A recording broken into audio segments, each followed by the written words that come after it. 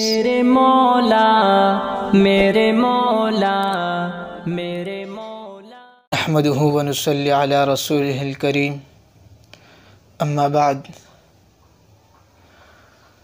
سب سے پہلے میں وفاق المدارس العربیہ پاکستان کے صدر حضرت مولانا ڈاکٹر عبدالرزاق سکندر صاحب حفظہ اللہ تعالی اور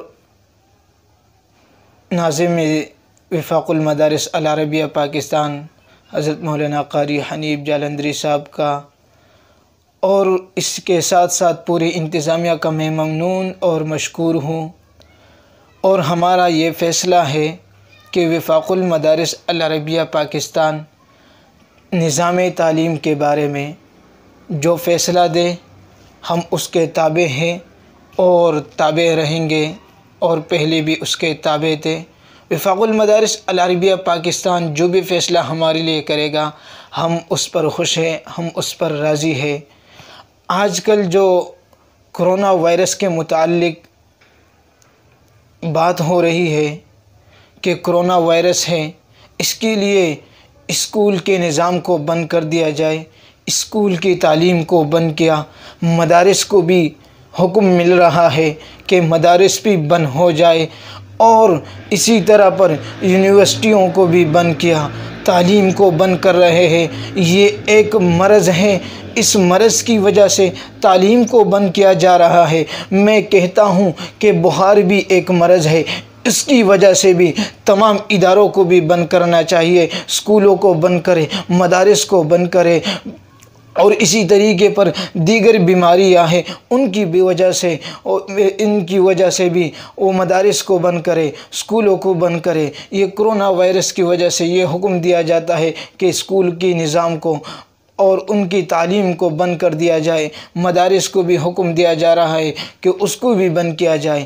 اللہ کے بندوں، یہ ایک مصیبت ہے، یہ ایک آفت ہے، اس کے لیے تو ہمیں مسجد میں جانا چاہیے۔ کوئی مصیبت آ جائے تو ہمیں سب سے پہلے مسجد کا رخ کرنا چاہیے، مرکز کا رخ کرنا چاہیے، مدرسے کا رخ کرنا چاہیے۔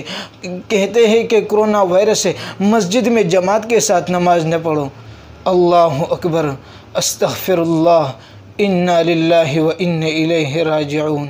پھر کہاں جائے؟ پھر کس کے سامنے رو جائے؟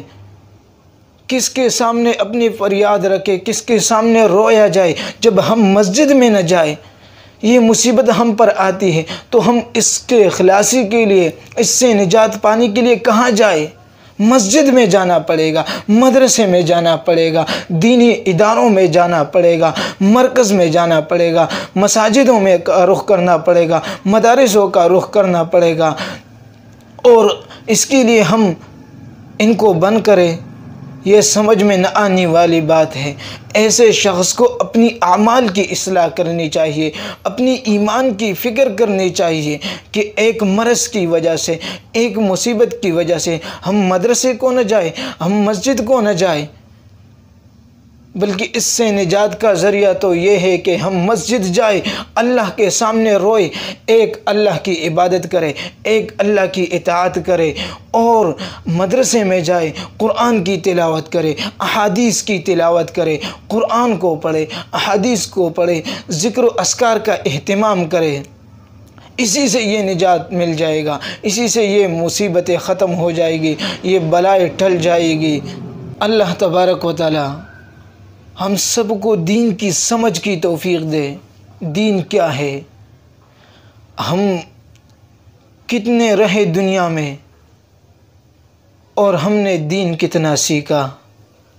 اعمال کی اصلاح کرنی چاہیے، اپنی اعمال کی فکر کرنی چاہیے، ایمان کو بنانا چاہیے، ایمان کہ ایک اللہ پر ایمان بن جائے۔ اللہ کے سوا کوئی بھی کسی کا کچھ نہیں کر سکتا، اللہ کے علاوہ کوئی بھی خالق مالک نہیں ہے، کوئی بھی کرنے والی ذات اللہ کے علاوہ نہیں ہے، کرنے والی ذات صرف اور صرف ایک اللہ کی ہے۔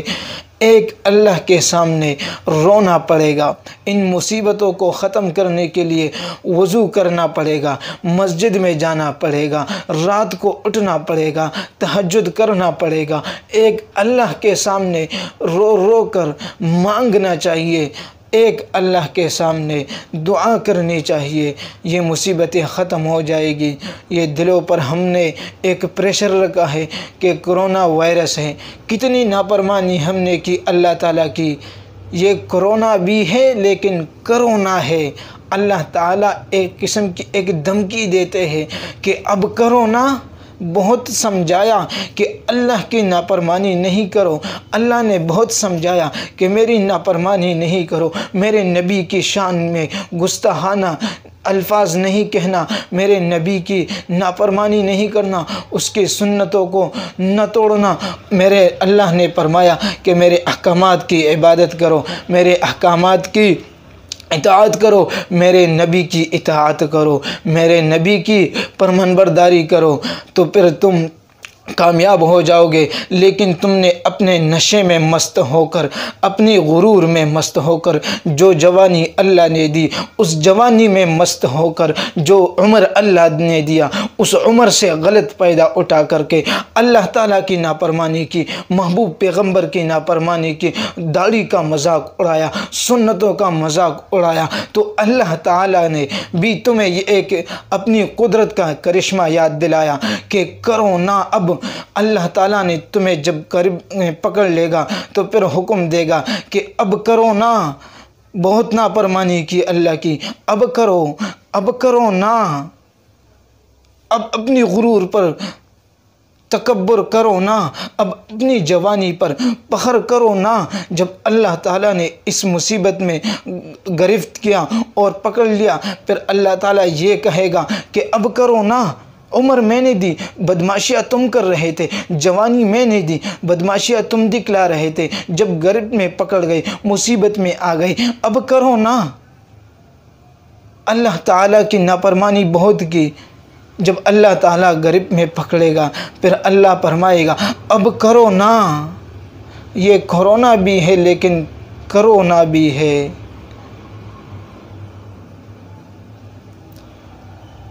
اللہ تبارک و تعالیٰ ہم سب کو دین کی سمجھ کی توفیق دے۔ میں انہی باتوں پر اکتفا کرتا ہوں، اور آخر میں پھر ایک بار پھر وفاق المدارس العربیہ پاکستان کا ممنون اور مشکور ہوں کہ انہوں نے اعلان کیا کہ مدارس اپنی تعلیم کو جاری رکھے، اور وفاق المدارس کے اعلان کا انتظار کرے کہ وفاق المدارس العربیہ پاکستان جو حکم دیتا ہے ہم اسی پر چلیں گے۔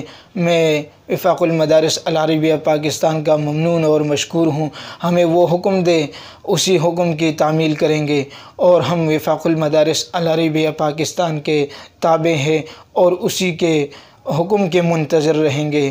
ہمارے لیے جو فیصلہ وہ کریں گے ہم اس پر راضی ہیں، وہ ہمارے اکابرین ہیں، ہم اپنے اکابرین کے فیصلے پر راضی ہیں، اور وہ اکابرین آپس میں مشاورت کر کے اور جو فیصلہ ہمارے لیے کرے گا اسی میں ہمارا خیر ہوگا۔